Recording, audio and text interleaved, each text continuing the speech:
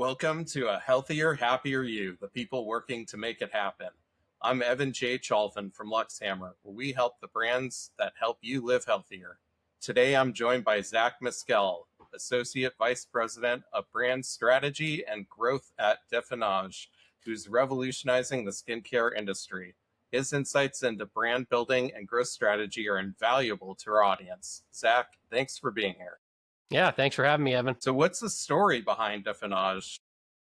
Yeah, so our founder is an esteemed cellular biologist, and he was working within the science of regenerative medicine. Initially, when the company kind of started, he sought to conquer the challenges of diabetic ulcers, but really in a seminal study that he found from the University of Illinois, really ignited this paradigm shift. And it revealed the capabilities of what are called defensin molecules that are activated in your body. And they activate dormant cells for healing skin. That was really the genesis of DefenAge. We started out with a professional line only. And during COVID, all of the derm offices, esthetician offices, med spas, those facilities were closing down. We had to pivot as a business. And so it became very evident that we needed a direct to consumer line. That's what I am responsible for. We lovingly call it our purple line, which I have right here. During that, we said, okay, now we need to grow this direct to consumer line and go, with an e-commerce line. And so what we did is really built everything from the ground up, and are now in a place where, it produces around 50% of our annual revenue. And what gap in the market are you addressing? I think it really ties back to our slogan, which is age on your own terms. And so aging is something that in the beauty industry is kind of looked at with some vanity, try to cover up imperfections and hide some of those age marks. And of course, our products do generate new skin. They do help to promote anti-aging, but really we want people to feel comfortable with the aging process. It's not a bad thing. It's a badge of honor. So for us, we've really tapped into that emotional piece of the puzzle. And then the practical piece is within our defensin technology. So defensins are natural molecules that are found in your body. They signal our body to create new skin by activating dormant reserves of fresh and younger cells. What does that really mean more in layman's terms?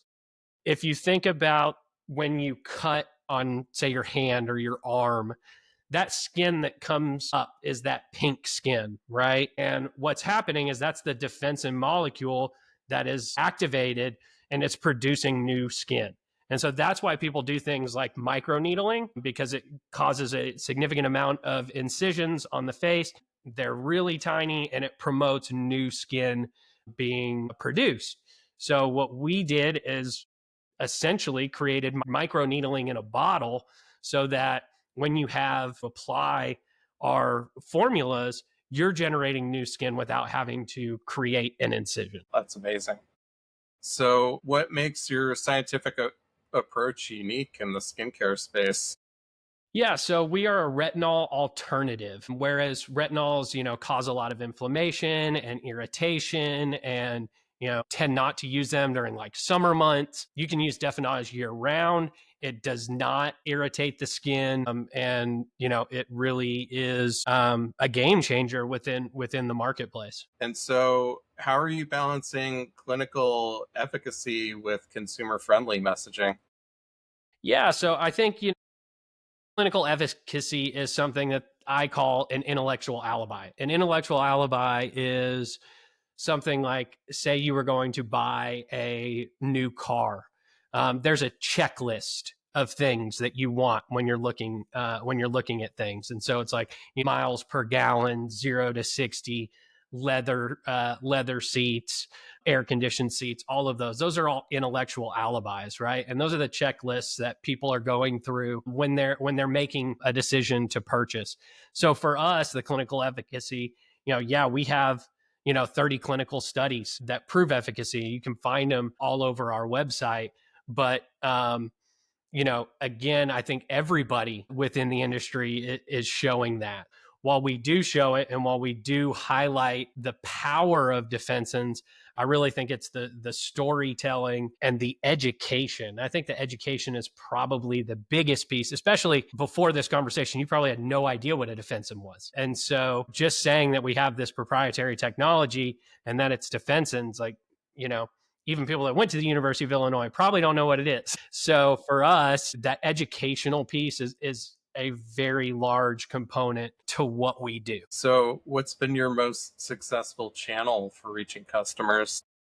Yeah, so I think it's a little bit of different pieces at different touch points, right? When you think about the funnel. So paid media has to date actually been like our most successful strategy that we've employed. Special shout out to Tenuity, who's our paid media partner. We are utilizing, of course, Google, Meta, Criteo has been very good for us. Bing has yielded really good results for us, mainly because when you think of DefenAge's, you think of anti-aging.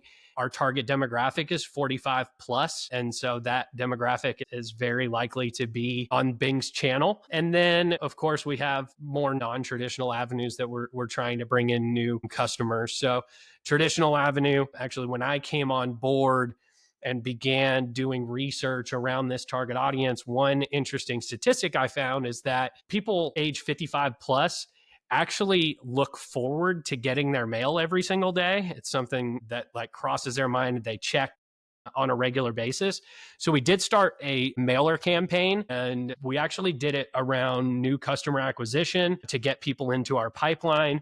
So we tested 3 different formats. We tested one format where we had a QR code for them to scan to request a free sample of our bioserum, which is our hero product.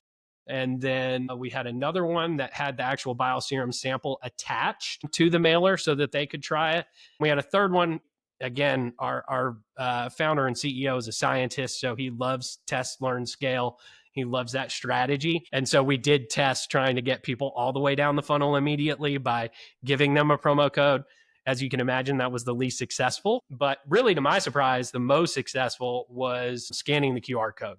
Not actually receiving the free sample, because it made individuals invest in the journey with us. So we've definitely tested that. We've also done some in-person activations. So my background before skincare was actually wine, is where I started, and I worked my way up to CMO of a wine brand based in Healdsburg, which is in northern Sonoma. And so there is a lot of correlation between our target demographic and wine drinkers, wealthy older individuals. And so we partnered with, for instance, Hall Winery in Napa, and had booths set up at one of their tasting events and generated some decent return from that. We've also partnered with boutiques, local boutiques, again, looking at the target demographic of who we're going, where are these people going that maybe other skincare brands are not reaching out to, right? So not a whole lot of skincare brands that I've seen that have been at a winery, not a ton of them that have been at boutiques. But the ones that we targeted actually had no skincare within their product lineup. So that was another avenue with which we have been able to reach out to people. That's really clever. I love that. So, what would you say is your biggest challenge in growing the brand this year? Yeah, so I think it all goes back again to education. How do we differentiate ourselves from other brands in the market, especially those that are more known, have celebrity endorsements like Augustinus Bader, for instance? My wife the other day was watching Emily in Paris and was like, "Hey, isn't this your competitor?"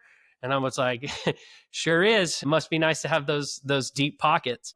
And so for us, it's trying to differentiate again with the technology. Having that defensin technology is huge, but again, educating people on what that is, and then trying to get people the results the fastest. And so our bioserum, people sometimes see results in 2 to 3 weeks, and we tell them that you can expect it in 6 weeks, but it gets people to kind of tease, to hint into the brand a little bit. And we've actually Also had a little bit of success on the education side with a few of our influencers and our PR team. They've really helped spread the word of DefenAge to a cohort of people that really believe in the brand or believe in the influencer pushing the brand. And we've seen good success with that. That's actually really interesting. Maybe you could elaborate a little bit on the influencer aspect of education. Yeah. So, for instance, probably our top producer is Goals to Get Glowing. And she's been working with us for several years, and honestly has been our number one producer in terms of influencer marketing. She even led us to a platform that we use now called Flagship, which is a specific platform for influencers that we work with through there to give individual deals and things like that. Uh, Much simpler than like a Rakuten affiliate program. It's pretty direct. It's pretty simple. We have access to people at the top. In fact, we're working with Vanessa right now, Goals to Get Glowing, on our 10-year anniversary, right? And so we know there's a lot of buy-in from her customers, and it's because she only chooses products that have actually proven results for her. And so this time, and I think it's going to add to the proof points of our product, we actually sent product to two of her family members and then her best friend. And we are tracking their skincare journey up to our 10-year anniversary. So they're taking pictures daily, communicating with us on usage instructions and things of that nature. And I'm really excited because Vanessa actually generates all of her own content. I'm excited to see what she comes out with when this campaign launches. Yeah, so what aspects of your growth strategy do you think need optimization? I think anytime you're trying to get new customer acquisition, it's all about test, learn, scale. So with the mailer campaign in particular, we attempted to do everything in-house. I mean, we were very systematic about it, of course. We had millions of spreadsheets and tracking QR codes over here. And we worked with another media agency to try and target CTV ads to individual specific homes based on the mailing list that we had. And what we realized real quick is we were in a little bit over our head. And so we actually have now partnered with a new agency, Bird's Eye, and they take care of all the logistics for us. They have a very user-friendly interface dashboard where we can track our analytics significantly easier and not pulling up 6 different spreadsheets and trying to follow the trail of what we sent, what that person did, and then create another spreadsheet off of that. Everything is kind of housed in one place for us. So I would say that's definitely one area. It's one thing to have an idea. It's another thing to have that idea that's backed in some type of like factual information that you found upon it, the research. But it's another thing to trust in who your partners are because they are the experts in these given fields. So an example of that would be with our paid media team. One of the suggestions that they had for us, and honestly, I had never worked with, and I know that they are very large, but it was just something that had never come across my desk before, was Criteo. And Criteo has yielded great results for us. And it's an avenue that I would have never gone down. I didn't know about them.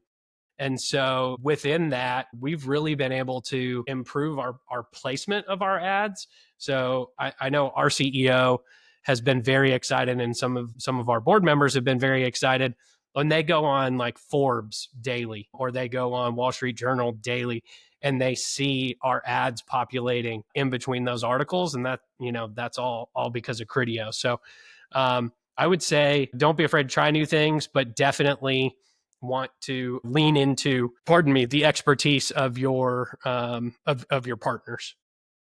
Absolutely.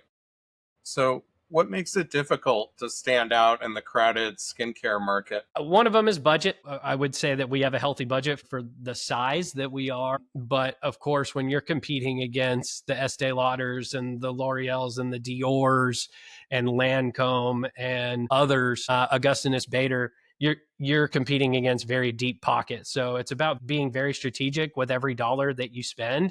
For us, and I think across the board, most people are trying to get this, but we're looking for retargeting ROAS. We like to be at 3.5 to 4x return. For prospecting ROAS, we like to be around 2x. So just having a hold on what those numbers are, I think is really important. And then like I said, trying to find places that they're not, which is not easy. My wife gets a significant amount of mailers all the time. We're not really seeing them from those brands either. So trying to tap into that market is one. So trying to be places that they're not, trying to be strategic with the money that you're spending. On our side, we have 2 meetings weekly around paid media and budgets, because one of our strengths is that we are a small team. So we're very nimble and we can make changes on a dime. And I think that's a competitive advantage that we have over some of the larger brands. But we don't do out of home. We are not in retail locations outside of professional line. You can't just walk into Sephora or Ulta or Target and see our brands. So people are a little bit more vested in DefenAge when they come in. Our reorder rate is very high. It's over 40%, which is pretty significant within our space. It goes to the efficacy of our product. And it's just about getting new people in the door. And like I said, seeing a 25% lift year over year, we're on the right track. Yeah, that's great. My next question is, what are DefenAge's main growth targets for this year? We are looking for around a 30% growth on the purple line, the direct to consumer channel. So last year we did 5 million roughly in revenue from our line. And so this year we're looking to add 1.5, maybe 2 million to that. We are seeing some growth so far, but we still have a ways to go. Obviously, we're in the slower months right now. Things will pick up as we hit fall, but we are seeing some indicators that we're in the right direction. So for instance, March, while we didn't have a huge uptick in revenue, it did slightly increase. But what we realized is that last year, Easter began in March. Easter is a big holiday for us in terms of sales. So the fact that we were able to outproduce March of last year is a big indicator that, again, things are moving in the right direction, because now we expect a pretty massive April, because we get Easter in there and we get Mother's Day, and Mother's Day is honestly one of our biggest campaigns. So to be able to combine Easter and Mother's Day is very significant for us. And then I would say as well, we are working on trying to increase our Skin Club members. And so while new customers that have made first time purchases, and how we've seen that increase, we've seen a little bit of a dip within Skin Club members. The reason being, we know what the reason is. On our website, we used to have retail pricing, and then we would have membership pricing. We made the strategic decision to get rid of the retail pricing and do everything at that member pricing, really to best help with our paid media efforts and Google's compliance. But because you weren't now getting 20% off of everything, we have a little bit of a heavier lift in terms of the benefits of the Skin Club. So we're getting new customers. Now we got to get those new customers converted to Skin Club members, because we see the highest return in terms of purchases from those Skin Club members. And how are you addressing that? We just came back from e-tail, and we have engaged with several different partners looking into AI capabilities. So without naming too many other brands and things of that nature, one of the things that we're looking at is SMS conversion. So when you come to the website, we will have AI kind of working with messaging, imagery, offers, everything to get you to sign up for that Skin Club membership, as well as getting your SMS phone number. So I would say that's definitely one way. We're doing a significant amount of A/B testing on that initial pop-up when you come to the website, and playing with different messaging, different imagery, all of those pieces. We've also played with our cart checkout. So when you go to our cart now, there is a little link that you'll see on the screen that takes you to member benefits. So we're trying to incorporate that piece in as well, because there are definite benefits, mainly obviously points. So those points go towards purchases. So that's one significant piece. You want to make sure that each purchase matters as you're going through. We are considering experimenting this year with some members only events as well. And I think, especially around the 10-year anniversary, I think that that's going to be a messaging point that really helps people understand that there is more to our Skin Club offer. That's great.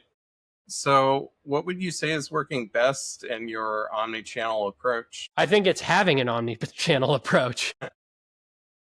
I don't think everybody has that. I think it's understanding the entire funnel. So again, paid media efforts, PR efforts, awards, magazines, all of those, kind of that top of funnel piece is very important. And then as we get down, it becomes a little bit more about education, right? So again, that defensin technology, the efficacy of our studies, some of those intellectual alibis, the awards we have, all of those pieces. And then as we get further down in the funnel, as we capture that email, that's the biggest piece for us. Once we get your email address, especially because we are an e-commerce brand, that's when you get into all of our different email workflows. We have 62 preset emails, and don't get them all at once. When somebody gives us that email address, they enter into a massive educational program. And so they're getting one to two emails a week on that educational piece of the puzzle. We kind of start them off on a 5 email journey around defensins and the benefits of that. Then we go over proper usage of each product and order. And so that piece of the puzzle is extremely important. And then that helps us with the one-off emails, right? Which is our promotional emails typically, or we do some larger educational emails within that. But that is really how we drive most of our sales, is work those top of funnel activities. But once we get you in, we're really coming at you with a series of emails. And so I would say additionally, we've used the mailer as top of funnel for awareness and new customer acquisition. Now we are going to be retargeting consumers with this. So one perfect example of this is we have identified a segment of repurchasers of DefenAge products that have unsubscribed from emails.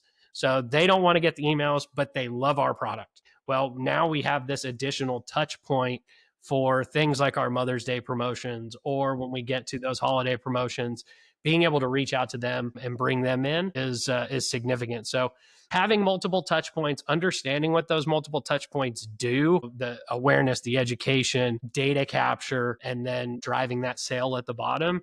I think all of the pieces work together, but it's understanding for your specific audience what those different levers are that you're pulling. So, what skincare industry trends excite you most? I think one of the most interesting, as far as DefenAge and things that we're looking at, we are seeing that TikTok is becoming a huge player within skincare. And while our price point is a little bit higher and our demographic is a little bit older, TikTok is becoming an educational platform where people are going and using it almost as a search engine.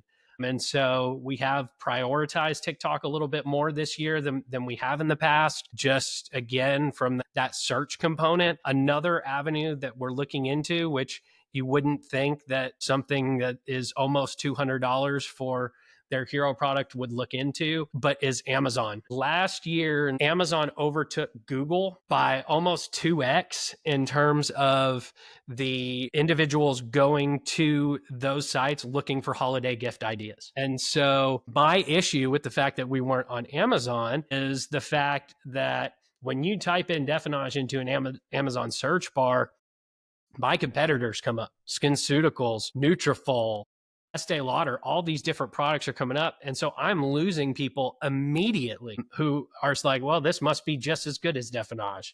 And it's much more convenient for me to order here. So Amazon is an avenue that we're looking into right now. It's one that I spoke to a lot of individuals while I was at e-tail about, and we are looking at putting up our own brand store and probably going with the fulfilled by Amazon movement. But TBD on that. It's not something that we're obviously going to be voicing like crazy over our email and everything, because your margins are significantly lower. But again, if our goal is new customer acquisition and our secondary goal is not to lose the customers that we have, then I think it has become such a large platform that we now have to look at ourselves getting onto that platform. Yeah. So, how do you see AI and technology impacting skincare in the next 18 months or so? Yeah, I think it's affecting the way that we market, for instance. So, again, back to e-tail, a lot of the partners that we're looking at right now have those AI customization features to where you land on a PDP page and AI is A/B testing. It's like, what color should this button be? Where should this button be located?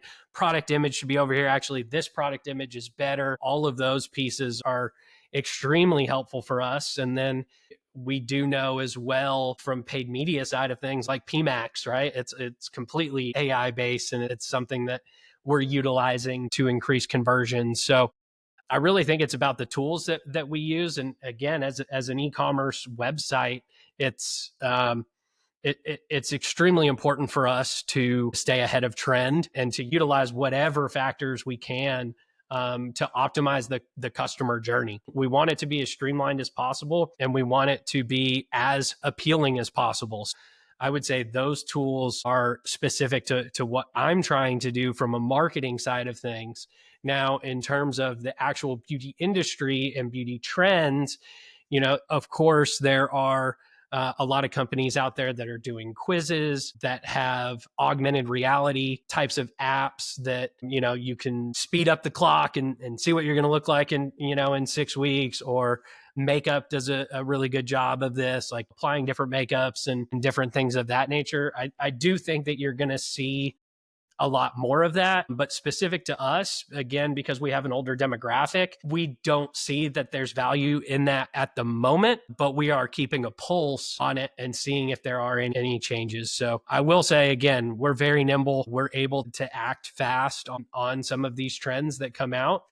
And we have been early adopters on a lot of these things. Again, we are not afraid to partner with a new company that has an AR offering.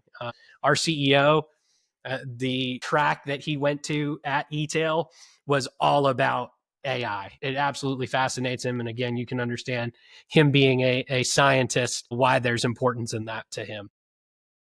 Yeah, absolutely. So, what would you say is crucial to get right in the next year? It's a great question. I would say we need to continue down the rabbit hole of new customer acquisition. We need to make sure that every dollar that we are spending, that we are hitting that target ROAS of 2x. And again, that goes back to just that test learn scale. So with this new mailer company, again, for instance, that we are trying out, it's important for us to see a return early. Like our first mailer I think, is going to be around 3,000 to 5,000 mailers, which is a small sample size, right? I think a lot of companies probably do 10 to 20,000 as a sample, but for us and for our CFO, we need proof in the pudding. And so testing small on trying to get those new avenues of customer acquisition is extremely, extremely important for us as we move in. And then I think as well, being on the right channels. Amazon is a very big topic within our C-suite right now. We're all coming to the table and we're going to make a decision. We got to get that one right. And the reason we got to get it right is there is a heavy lift in terms of getting on that platform, not just building the brand store, but understanding inventory needs, pricing, margins, ad spend within that channel. I would say that alone, if that fails, it may mean my job, right? Because I'm the one who's kind of leading that front. So I would say personally, we need to get that right. But in terms of financials, getting onto that new channel, I think is extremely important for us. Absolutely. So, what would make 2025 a successful year for DefenAge? I would say we hit that 30% growth, 30% increase in sales, 30% increase in new customers making a first time purchase. For us to, again, get into some of the incubator programs that are out there that can really take our brand to the next level. We need to hit around 20 million in annual revenue. And that obviously combines our professional side. So whatever I can do to drive an increase in sales within our channel is going to be extremely important. That's great. Well, thank you so much. That's it for today's episode of Healthier, Happier You. the people working to make it happen. A huge thank you to Zack Miskel for sharing his insights and the innovative work DefenAge's is doing in skincare. If you've enjoyed this conversation, make sure to subscribe, leave a review, and share it with someone who could benefit. If you're a brand or business making an impact in health, wellness, or personal care, we'd love to help you grow. Connect with me at luxhammer.com. Thanks for listening. Until next time, stay healthy, stay happy, and keep making a difference.